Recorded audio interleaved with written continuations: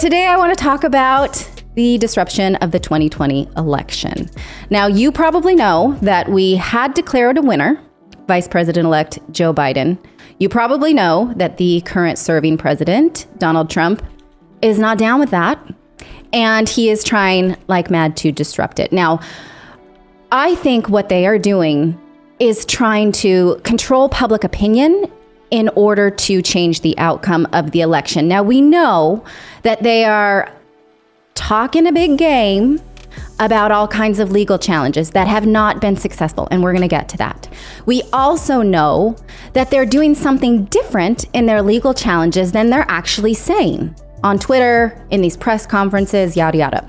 So yesterday, the president's legal team that's heading all of these challenges did a press conference, and they talked about all of the discrepancies they've found, all the things they're going to do, why they have the moral high ground. It was head by former New York City Mayor Rudy Giuliani, and also this woman named Jenna Ellis. She is another advisor to the Trump legal campaign. And, you know, it's funny that she's there because in 2016, she talked a big game about how Trump was a bad person. He didn't represent the Republican Party. She was quoted in 2016 as saying that he is, quote, unethical, corrupt, lying, criminal dirtbag. But now she likes him. So I guess he did a good job by her. And so she's taken the podium and saying why they think that the election should be changed, right?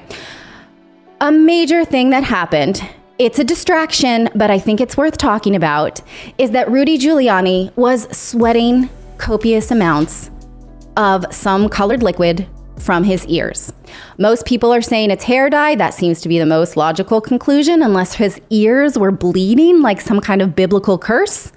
I think we can surmise that it was hair dye. I'm going to show you a picture quickly, and then I'm going to cut away from it because it grosses me out. Can you see that? I'll just count down a few seconds, and then I'm going to cut away from it because it's gross. Okay. Now, I want to say one thing. I think Rudy Giuliani's talking all kinds of crazy game. But another thing is, I think he is also the victim of sexism. Now, that might seem kind of a shocking thing to say because he looks like the Penguin from the Danny DeVito Batman movie. But I think that it's interesting to see how many people really think that he doesn't have the right to dye his hair, right? Like men shouldn't dye their hair. This is why they shouldn't do it anyway. But doesn't he have the right to the same vanity that, say, women who dye their hair? We never question a woman for obviously miscolored hair. Like most women over a certain age, we know their hair does not grow out of their head that color. Most men, I actually really don't like it when men dye their hair. I think it looks artifice, but that is a sexist opinion on my part, and I own that. Now, Dave, you look like someone who probably doesn't dye their hair, or else you dye that color on purpose because gray is in. Do you want to share it with me? You don't have to. Yeah, no, I do not. I almost did color my beard because my beard, I noticed it was getting gray in my mustache up here. And that's, I was like, you know, I wonder if I should dye it. And I'm like, you know what? No, I'm just going to go gracefully. All right. So you have that nice salt and pepper hair color. It looks really good. I actually come from a long line of women who don't really go gray. My grandmother had very few grays when she died, as in passed away, not dyed her hair. And so this is actually my hair color. I haven't dyed it in several years. Oh, wow. Since my sister used to put weird colors on my hair. Like the last color it was before this was an orange. So you and I speak from hair elitist point of views, right? We both have hair colors that we can live with. And the problem is that I think when men dye their hair, they don't know what they're doing. They're too embarrassed to ask. And so they go at least 2 shades darker than it ever grew out of their head. And that does not look good. And every time I see that, I think that looks terrible, but I won't tweet about it or call anybody out about it because I think it's sexism. Because a man should be able to act on the same impulses of vanity as a woman, right? So many things about us are artificial as we walk around. Like, I've had hair lasered off of my face before so I don't look like an old Italian lady. Like, you know, these are things I'm free to do to fit into Western culture. But Rudy Giuliani has hair dye and we make fun of him. I feel like it's just like, it's a bridge too far and it's a distraction. Yeah, because there's so many other things you could make fun of him about, you know? Right. You know, like pull up that picture. It's just the lowest hanging fruit. It is. Pull up the picture again? Okay. And think Grandpa Munster. Oh, gosh. Yes, absolutely.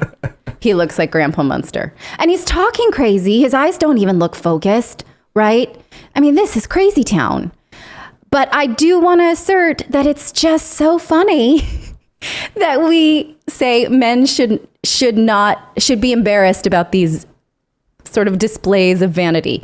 I think men, it doesn't look good. No, you're fooling nobody when you dye your hair. And it's a little bit more obvious because you have just a short little patch, right? Whereas a woman, like we have all kinds of tricks to blend it in and do different colors. And, you know, a woman really knows how to make her hair look a bit more natural. Well, and I think you guys can just go to a hair place and they readily do it for you. Like a guy going to a hair place that's like, hey, I want to color my hair. I don't know if that's the same, like, I wouldn't even know what to say. I would be embarrassed, actually. I'd be like, I want my hair colored. Well, you shouldn't be. You should feel like you could do that. But I'm going to kind of cling to my sexist sentiment that you shouldn't, because it does not look good. And that's just my opinion. I mean, who cares, right? But I think there is a movement afoot to just not do this. I think what he's wearing is like either a mascara, like you can sort of, for people whose eyebrows look a little bit gray, you can put like a mascara in it, like a wand, or he did some kind of temporary. I don't think he had just done it. But that's enough talking about what he looked like. I think it's interesting, though, because you know, the president, one of the things he really dislikes is people who are unattractive. And now he's got that as his representative, and it is unattractive. But I want to talk about what they're actually saying now that I have advocated for his right to look however he wants. Tomorrow he'll be wearing lipstick. But what he's actually saying is all kinds of crazy stuff. Now, why are they doing this, right? Now, they do want to succeed in challenging these various state election results. But I think more than that, because that seems to be unfruitful, rather, is that they want to control the end result. So we have deadlines coming up, and we have important decisions to be made by lawmakers. Today, Georgia has to certify their elections. On Monday, Pennsylvania and Michigan have to certify their elections. And on Tuesday, Arizona will do that. If those things happen in quick succession, that's ball game. Game over. They cannot change it. So what they have been doing is asking the people who actually certify these votes, right, cast their electoral votes, to just not do it. They're saying, okay, we know that these vote counts are in. We know that the challenges have failed. We would like you to please just nullify the election altogether. Just not do it. Right? That's what they've asked in Michigan. In fact, the president invited 2 Republican lawmakers to the White House. They are going today, and he's going to put a hard sell on them to say, maybe you can just not follow these rules. Maybe we can pretend that never happened. Right? And those lawmakers have accepted. Now, what happens then if they were to do that? Well, we would have some kind of uprising.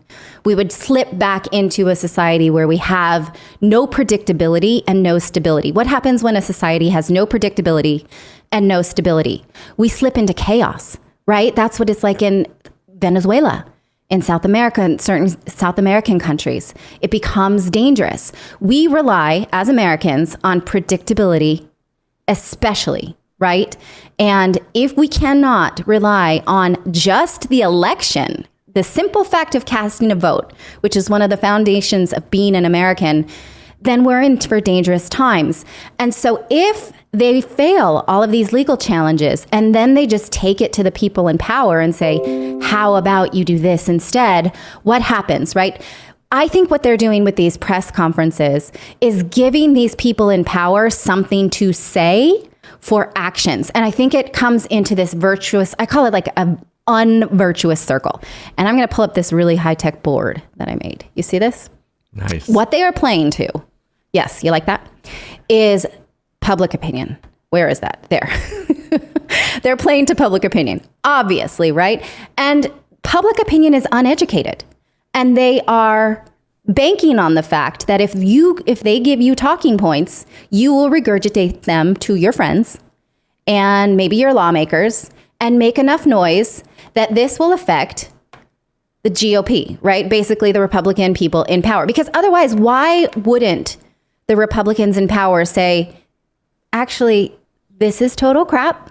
This is not how it works. We have faith in the election. We don't understand your talking points. No, why? Because they then want to take action. Sorry, I can't figure out which way to go. Mirror image here.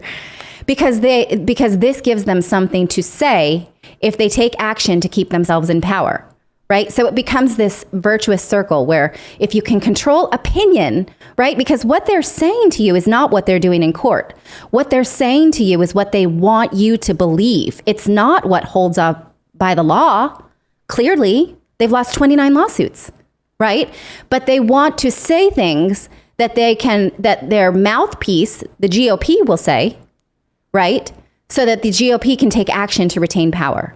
And that's why this is such an important tool. So we can say Giuliani is a buffoon, and he certainly looks like one, but enough people want to believe him, and he's putting the words into their mouth to bring this out into the world, right? And that's why this is dangerous. And then if these two lawmakers then show up at the White House and are convinced to just poof, the election's gone, right? Like, poof, I'm I don't know.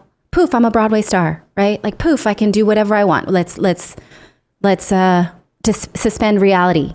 So much so that we nullify the election. We pretend it didn't happen. They are given the words to justify those actions. And it's dangerous for all of us because we have come to, again, predictability is an important part of a strong society. And if we don't have that anymore, we have chaos and we have danger.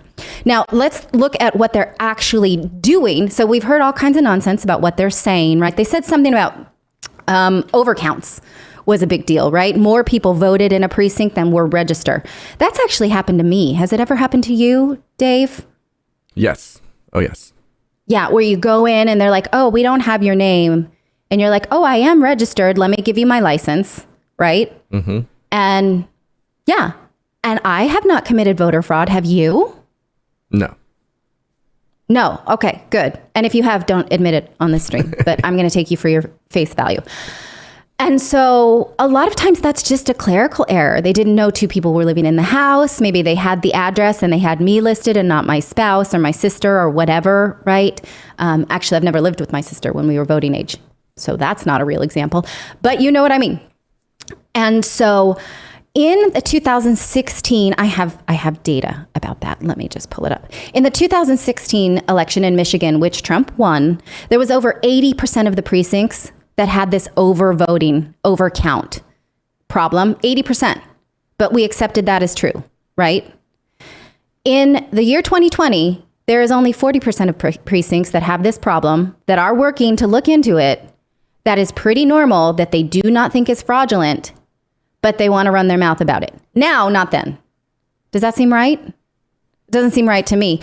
They're also saying this Dominion software that runs the voting machines was somehow created or funded by these foreign governments. This is kind of funny, right? Because they're saying China, Cuba, who else? Venezuela, somehow Hugo Chavez had something to do with it, even though he's not been in power for a long time.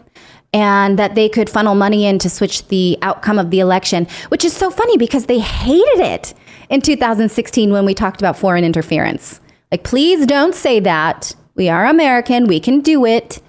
And now they are saying that, right? You ever hear the expression when you point the finger, there are four finger pointing back at you? Like you accuse people of what you're guilty of. You know, that's what this feels like right now. It's crazy town.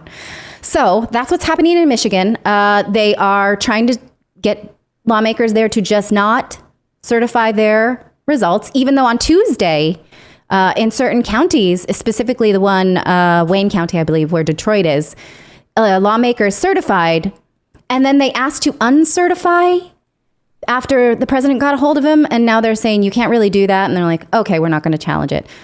So that's weird. One thing that I'm curious about. Sorry. Yeah. One thing that I've been really curious about is, let's say, they have all these accusations and stuff. Why don't they send in like an independent, journalist of some kind? It's like normally back in the day, you would have a journalist like, okay, there's this claim, let's go investigate it. And they would like get in there and thoroughly investigate. And they don't do that that they could actually say, yes, we have gone in there. We have looked. There's nothing to see here, because it's leaving it so open to people to their own interpretation, which is dangerous. I think because fake news, because no journalist that we brought in there would be trusted by both parties, right? And now anytime there's someone who does something like certifies votes or speaks on behalf of their election county or anything, they're like, well, what are they? I'll believe them when I know what they are, right? That's it. Like every news story, it says the Republican Secretary of State in Georgia has said that they completed the audit and they found no irregularities. And it matters because we think, okay, our Republican said that, but they wouldn't really want it to be true. So we probably should trust them, right?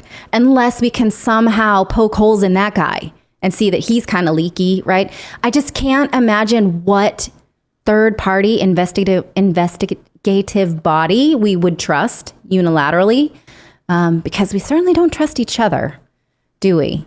I mean, no, distrust is at an all-time high.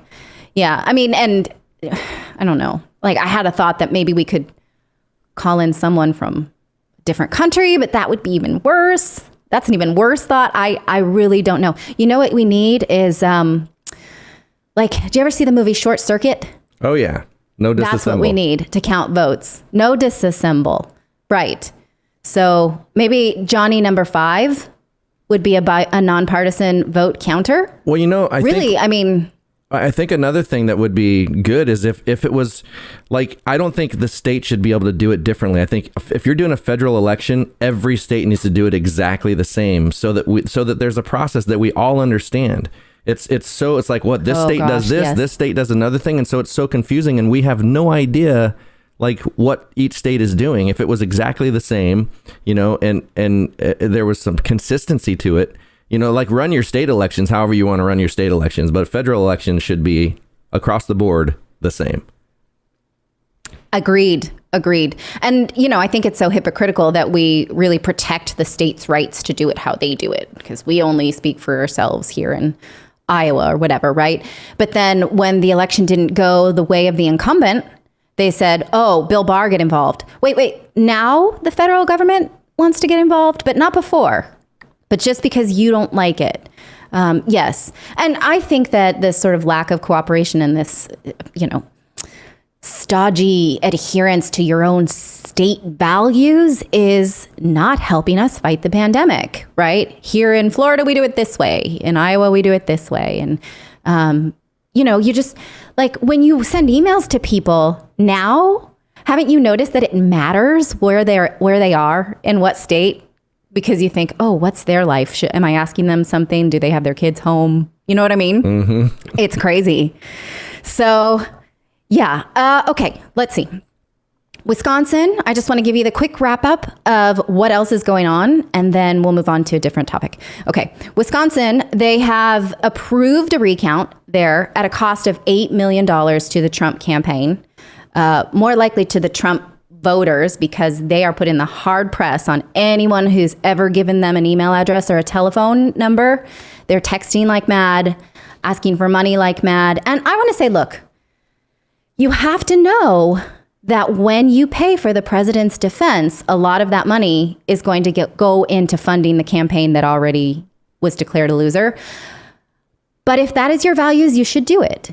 But you should do it knowing, right, what it's going towards. I think anything you spend your money on every single day reflects your own personal values. And I think that it's important that you stick to that. But I do think that it's sad that they're saying that you are paying for Trump to somehow challenge and change the election results. And that's not true. You'll be paying for the Trump campaign that already was ran, right? In Georgia, we already talked about it. They are certifying today. Did I say that? Yes, today. And in Arizona, they are asking to halt the certification of just Maricopa County, where most of the urban population is. But an audit already came back and they said no errors. Pennsylvania, they refiled a court case just yesterday, and they're saying that they wanted certain votes that came in, like something tiny was amiss, not the actual candidate, but maybe your name. Or Pennsylvania had that weird thing where you had to mail it in an empty ballot with no writing. We vote in Pennsylvania, and I was very confused by that. I was like, should I sign it? And then, in bold letters, it says, don't sign it, don't mark this envelope at all. And I was really thrown by that, like really upset about it. Like, I don't know if you remember back in my day when we would mail transcripts into a university to apply, you would have to sign on the seal of the envelope so that they knew that I didn't mess with them, or especially the letters of recommendation. So it was this whole weird thing. They want a lot of those mail-in ballots just thrown out. But again, it won't really change the outcome of them winning that state. So what they're starting to do now is just let these states certify and then start to put some sort of back channel pressure on the people who are supposed to do their job. And again, this is the foundation of a democracy. Do you trust the people who are supposed to certify your vote to do so, right? We have to believe in just that. We cannot tear that down unless we want to see a scorched earth and just blow up the democracy and see what happens. So that's what's going on now. Again, I want you all to just pay attention to the public opinion. What do they say that's not true, that is not in their court filings? And again, a court filing, you can say anything in a court filing. You can throw all kinds of stuff at someone in a court filing. You have to then prove it. A judge can see right through it if it's total crap, right? So what are they actually, and you don't want to put crap in a court filing because then you get thrown out, right? So they want these court filings to be good, but they're not saying to the courts what they're saying to us. And our opinion matters, your opinion matters, and public opinion matters a whole lot. And it's more divisive than ever. So what can you do about it? Well, you can say, I don't believe that. They've had some, we have some affidavits, but we can't tell you who did them. I have to protect their security, right? And again, anyone can do an affidavit. Does it hold up in court? Is it a real thing, right? Not this fuzzy math. It was an Al Gore who said fuzzy math. No fuzzy math, right? We want real stuff. And so far, we just haven't seen it. And I think it's just a very selfish thing to do, to cling to power while the rest of us are suffering from the pandemic. So that's your election update.